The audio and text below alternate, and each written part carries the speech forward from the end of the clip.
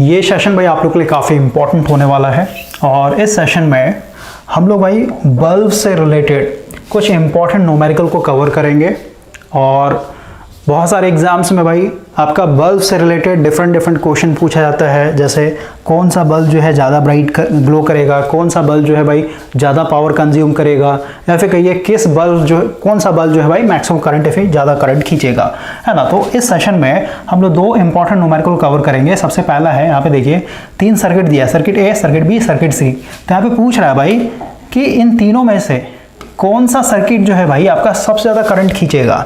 Clear हो गया।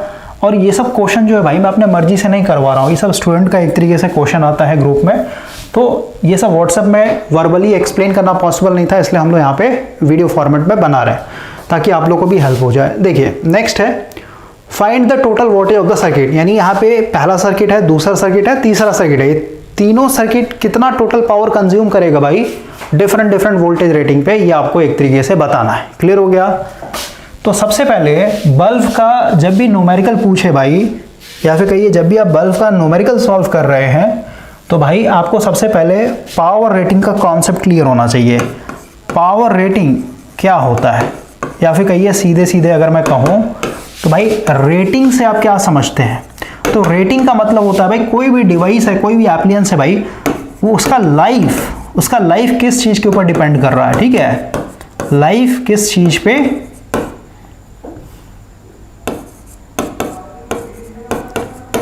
Depend कर रहा है, ठीक है, करता है। जैसे एग्जाम्पल के तौर पे समझाता हूँ भाई, अगर आप रेगुलर लेक्चर देख रहे होंगे तो मैं भी आपने देखा होगा। जैसे मान लेते हैं एक नाली है भाई ये, ओके ना, इसके बीच में आपका मान लेते हैं सीवेज वाटर फ्लो हो रहा है। तो भाई मान लेते हैं आप नाली के इस साइड में है और आपके पास बाइक है। अब आप क्या कर रहे हैं, आपको इस साइड से उस साइड जाना है, तो क्या करना पड़ेगा भाई, क्योंकि ब्रिज तो बना नहीं है, तो अब मान लेते हैं आप क्या कर रहे हैं, यहाँ पे एक पटरा लगा दे रहे हैं, ठीक है ना, ये पटरा है आपका, और इस पटरे के थ्रू क्या करेंगे, आप इस नाली को क्रॉस करेंगे, इस साइड से उस साइड जाएंगे। तो भाई यहाँ पे सोचने वाली बात है कि ये जो पटरा है, ये पटरा कब खराब हो जाएगा बताइए, पटरा कब डैमेज हो सकता है, फिर कब खराब हो, जब ये टूट जाएगा, बीच से कहीं से ब्रेक आ जाए तो ये क्या हो गया, खत्म हो गया पटरा, है ना, इसका लाइफ खत्म हो गया भाई, इसको फिर से हम लोग रीयूज नहीं कर सकते हैं। तो भाई ये अपने आप में समझिए कि डिवाइस है, तो भाई इसका जो लाइफ है, इसका लाइफ किस पे डिपेंड कर रहा है, लोड, मतलब इस पर कितना आप लोडिंग डाल रहे हैं, कितना आप लोड एक तरीके से डाल रहे हैं, उस पर इसका लाइफ डिपेंड करेगा। जैसे मान लेते हैं ये मैक्सिमम लोड जो है 150 kg तक का ये बियर कर सकता है, ठीक है ना, यानी 150 kg तक भाई इसके ऊपर से आप इस पार से उस पार ले जाएंगे तो ये टूटेगा नहीं। लेकिन भाई 150 से अगर आपने अधिक कर दिया, मान लीजिए 160 kg लोड डाल दिया, तो क्या हो जाएगा कि भाई अब जो है यहाँ बीच से ब्रेक हो जाएगा, यानी बैंड हो जाएगा ये, इसका मतलब क्या हुआ, पटरा आपका टूट गया है। ये क्लियर हो रहा है। तो रेटिंग का मतलब होता है भाई, रेटिंग का मतलब होता है सीधे किसी भी चीज का लाइफ किस पे डिपेंड कर रहा है। क्लियर हुआ। अब वही अगर हम लोग यहाँ पे इलेक्ट्रिकल इंजीनियरिंग में भाई अपने बल्ब की बात करें, तो बल्ब का भाई लाइफ किस पे डिपेंड कर रहा है। सबसे पहले देखिए, क्योंकि बल्ब के अंदर भाई फिलामेंट लगा हुआ है, और यहाँ पे हम लोग इनकैंडेसेंट लैंप की बात कर रहे हैं, ठीक है, फिलामेंट वाले लैंप की। तो भाई ये मेरा एक तरीके से फिलामेंट लगा हुआ है यहाँ पे, तो इसके अंदर क्या होता है, करंट फ्लो हो रहा है I²R, और टाइम से मल्टीप्लाई करें तो क्या हो जाएगा, हीट हो जाएगा, यानी हीट एनर्जी। तो भाई मेरे को एक चीज बताइए, इसके अंदर एक लिमिट सेट करेंगे ना कि इतना ही मैक्सिमम करंट फ्लो करवा सकते हो, उससे ज्यादा फ्लो करवाएंगे तो सीधी सी बात है I²R लॉस ज्यादा हो जाएगा, तो ये क्या हो जाएगा, हीट होकर के मेल्ट कर जाएगा भाई, ठीक है ना, जितना ज्यादा करंट उतना ज्यादा हीट, उतना ही ज्यादा जल्दी ये मेल्ट हो जाएगा। तो फ्यूज हो गया बल्ब, तो फ्यूज नहीं होना चाहिए ना। तो अब देख रहे हैं भाई कि जो बल्ब है, बल्ब का जो रेटिंग है किस पे डिपेंड कर रहा है, यानी बल्ब का जो लाइफ है किस पे डिपेंड कर रहा है, I²R × T के ऊपर। यानी ये क्या है, I²R × T मतलब क्या, सीधे भाई मतलब T हटा दी है, एनर्जी से मत सोचिए, आप इसको पावर सोचिए भाई, है ना, I²R क्या है, पावर है ना भाई, तो पावर पे इसका लाइफ डिपेंड कर रहा है। जितना अगर आपने जरूरत से ज्यादा पावर दे दिया इसको, तो सीधी सी बात है क्या हो जाएगा, हीट होकर के मेल्ट कर जाएगा, फ्यूज हो जाएगा। क्लियर हुआ।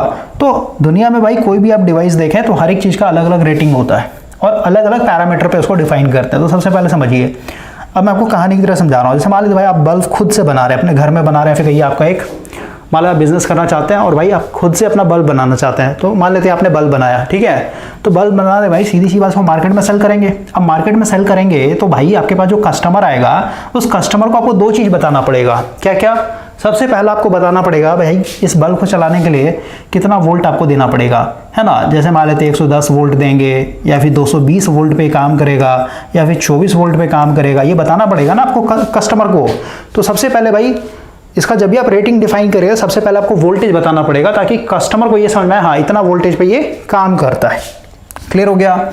साथ ही साथ आपको पावर रेटिंग भी बताना पड़ेगा भाई, यानी जैसे मान 220 वोल्ट आपने वोल्टेज रेटिंग दिया तो भाई 220 वोल्ट पे कितना पावर एक तरीके से कंज्यूम करेगा ये भी तो बताना पड़ेगा। पावर रेटिंग बताना इसलिए जरूरी है भाई क्योंकि पावर रेटिंग आप जब तक नहीं बताएंगे तब तक भाई उसको ये समझ में नहीं आएगा कि अगर इस बल्ब को मैं 8 घंटा चलाता हूँ फिर 10 घंटा चलाता हूँ तो कितना एक तरीके से इलेक्ट्रिकल यूनिट कंज्यूम करेगा ये।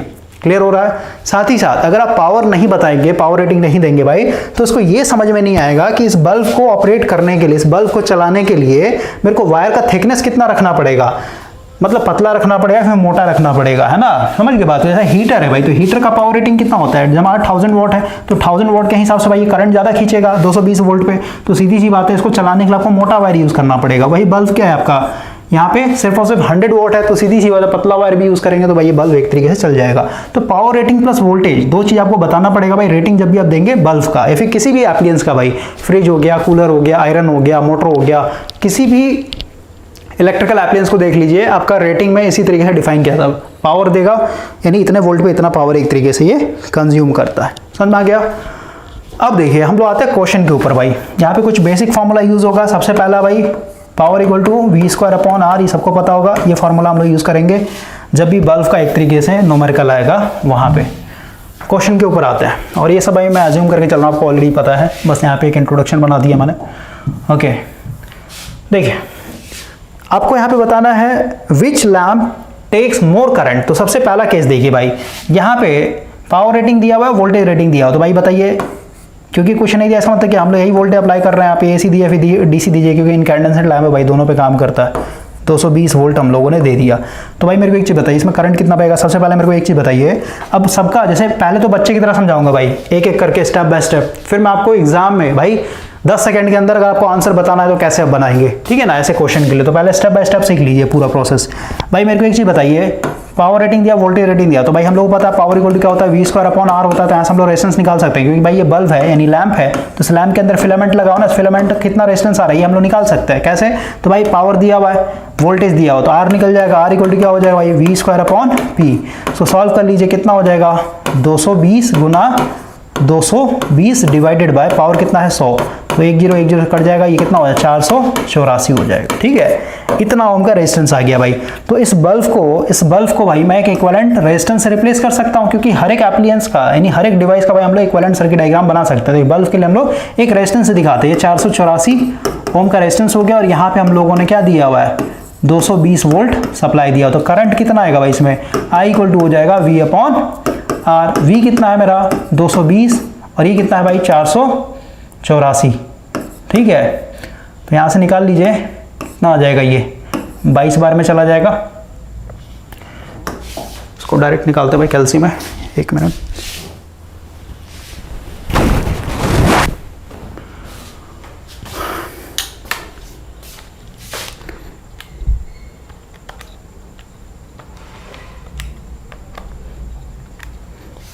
ये आ जाएगा 0.45 एम्प। ओके, तो इसने भाई पहले इतना करंट लिया, इसका देखते हैं। तो ये कितना भाई, अगेन यहाँ पे रेजिस्टेंस निकाल लेते हैं। R इक्वल टू क्या हो जाएगा v²/p। v कितना है 220 बटा p कितना है भाई 220 गुना 220/p कितना है 60। काट देते हैं इसको, 220 का स्क्वायर डिवाइडेड बाय 60, ये आ जाएगा भाई R इक्वल टू आ गया आपका 806.67 ओम।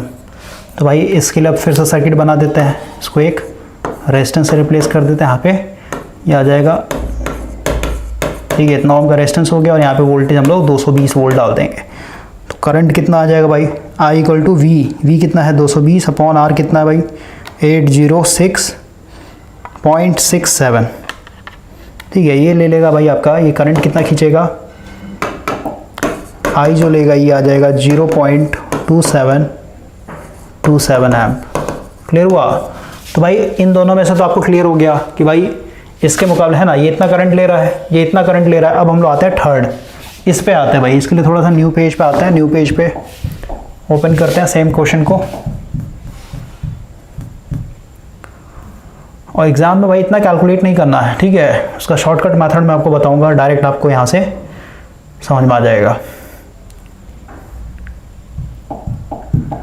देखिए थर्ड वाले में आते हैं भाई। अब यहाँ पे ध्यान से देना है भाई। यहाँ पे एक चीज समझिए, ये 100 वॉट बल्ब तब कंज्यूम करेगा जब इसको भाई 220 वोल्ट सप्लाई दिया जाएगा, ठीक है।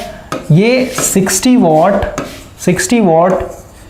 तब कंज्यूम करेगा जब इसके पास 220 वोल्ट का सप्लाई होगा। क्लियर हुआ? तो भाई आप ध्यान से समझिए कि भाई ये तो भाई यहां से हम लोगों ने 220 वोल्ट दिया ही है। अब हम लोग को पता है कि इस बल्ब को हम लोग एक रेजिस्टेंस से रिप्लेस कर सकते हैं। पहले इसका रेजिस्टेंस निकालते तो अभी जस्ट हम लोगों ने कैलकुलेट किया भाई, R equal to V square, यानी 220 का स्क्वायर अपॉन 100 करेंगे तो भाई कितना आ गया, 484 है। एक बार मैं कंफर्म कर लेता हूं।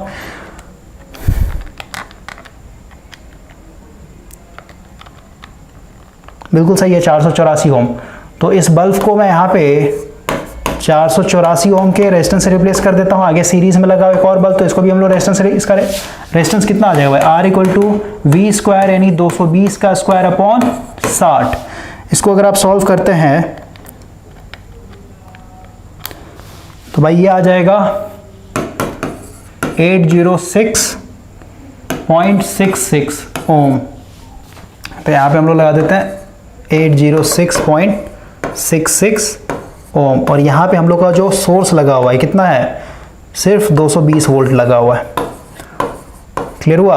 अब बताइए, क्योंकि सीरीज अगर दोनों बल्ब में करंट तो सेम जाए तो आई कितना आएगा भाई, आई इक्वल टू कितना आ जाएगा, V यानी 220 अपॉन R कितना हो जाएगा, ये वाला R प्लस ये वाला R, है ना। तो दोनों को जोड़ेंगे भाई तो कितना आ जाएगा, ये आ जाएगा 1290, ठीक है, 1290.66। अब सॉल्व कर लीजिए, यानी 220 डिवाइडेड बाय 1290.66, ये आ जाएगा भाई आपका 0.1704 एम्प।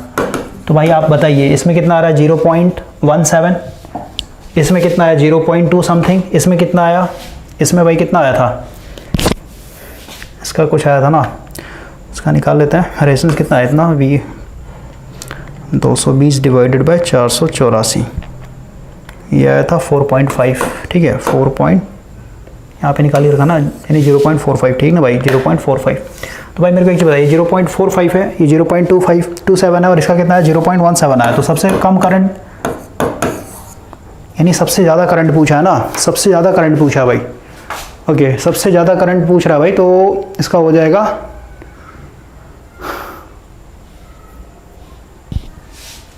ठीक है, सबसे ज़्यादा करंट तो भाई ए आंसर हो जाएगा, यही सबसे ज़्यादा करंट ले रहा हो वही। अगर सबसे कम करंट पूछते हो, सबसे कम करंट भाई ये वाला लेता आपका। ओके ना, आगे आते हैं हम लोग नेक्स्ट क्वेश्चन के लिए भाई आते हैं। इसका थोड़ा सा डिलीट कर देते हैं सब, उसके बाद फिर नेक्स्ट पेज पे आते हैं।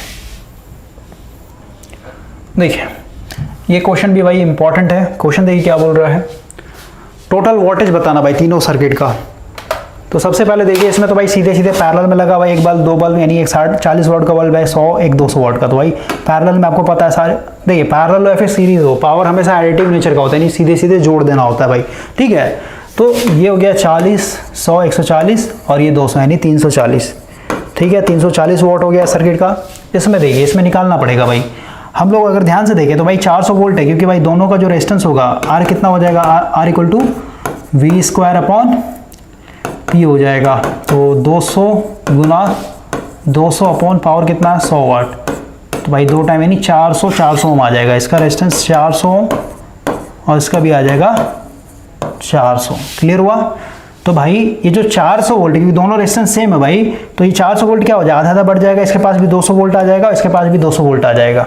क्लियर हुआ? तो मेरे को एक चीज़ बताइए, दोनों बल्ब के पास दोनों वोल्टेज यानी दोनों बल्ब के पास भाई बताइए तो उतना ही वोल्टेज आ रहा है जितना रेटेड वोल्टेज आ रहा है कि नहीं आ रहा है। इसका रेटेड वोल्टेज भी 200 था और आ भी रहा है इसके बाद 200। इसका मतलब क्या, ये हमेशा 100 वॉट ही एब्जॉर्ब करेगा पावर, क्योंकि भाई ये फुल रेटेड पे चल रहा है, ठीक है ना। यहाँ पे 200 वोल्ट आ रहा है, उसको 200 वोल्ट चाहिए भी था, यानी 200 वोल्ट पे हमेशा 100 पावर कंज्यूम करेगा। यानी दोनों बल्ब क्या, ये भी 100 वॉट, ये भी 100 वॉट, तो दोनों का कितना आ जाएगा यहाँ पे 200 वॉट आ जाएगा। 100 + 100 करेंगे तो 200 वॉट आ जाएगा, ठीक है, सर्किट का।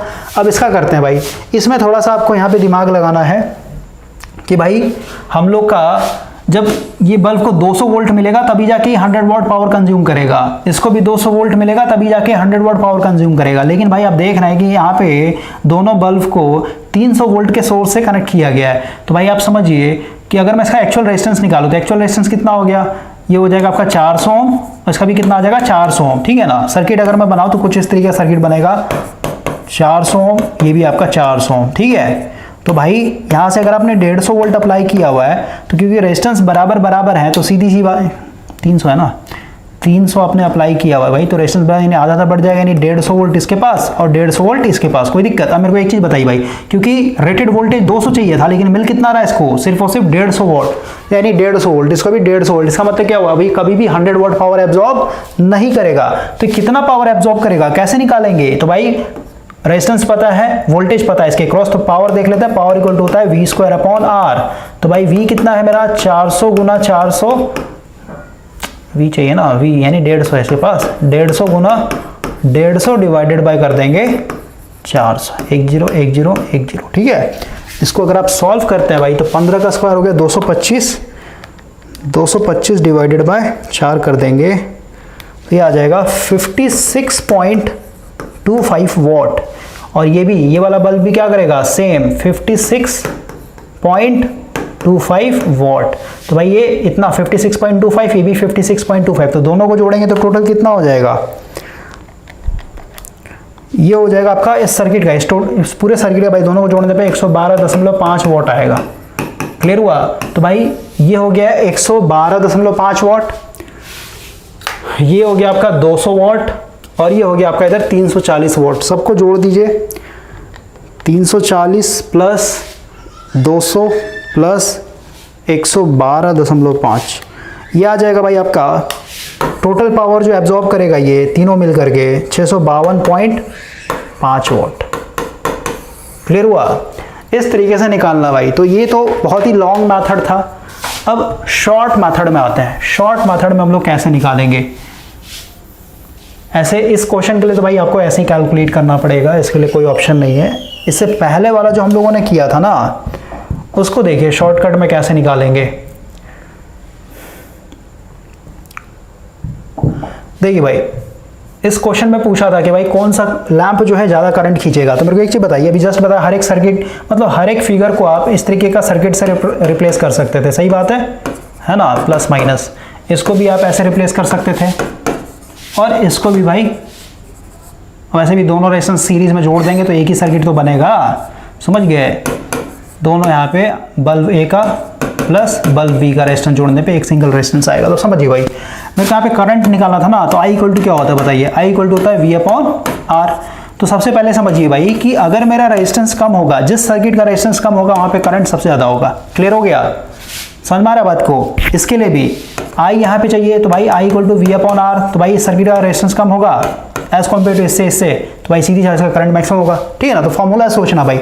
अब हम लोग यहाँ पे क्योंकि रेजिस्टेंस के ऊपर फोकस कर रहे हैं, तो रेजिस्टेंस के हिसाब से अब देखना कि किस ब्रांच यानी किस सर्किट का रेजिस्टेंस सबसे कम है। तो हम लोग को पता है R इक्वल टू होता है V²/P, सही बात है।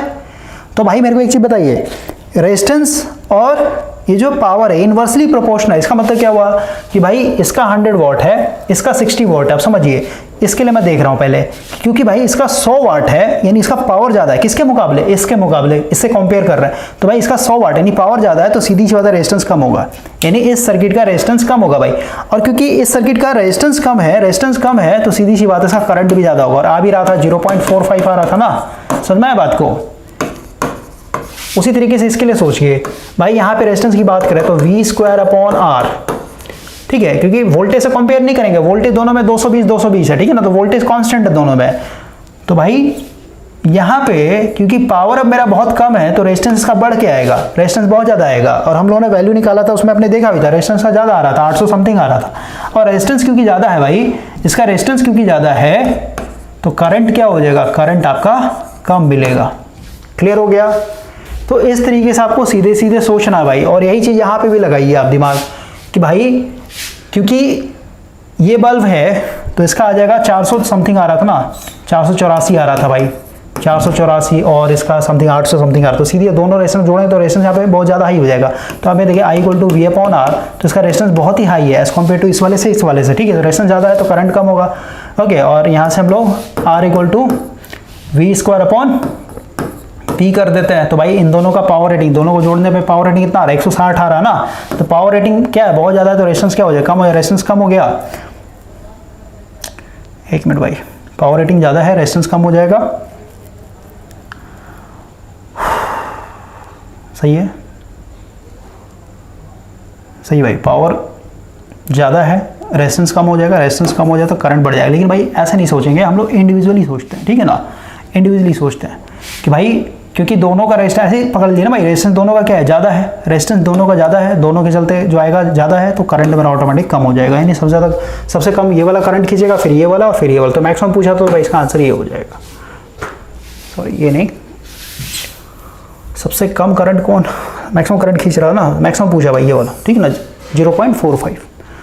तो इस तरीके से भाई सॉल्व करना है। बाकी अगर कभी पूछता है कि कौन सा बल्ब ब्राइट ग्लो करेगा, तो ब्राइटनेस हमेशा पावर पे डिपेंड करता है भाई, जो जितना पावर खींचेगा वो उतना ही ज़्यादा ब्राइट करेगा, फिर चाहे सीरीज में कनेक्टेड हो या फिर पैरेलल में कनेक्टेड हो। क्लियर हो गया।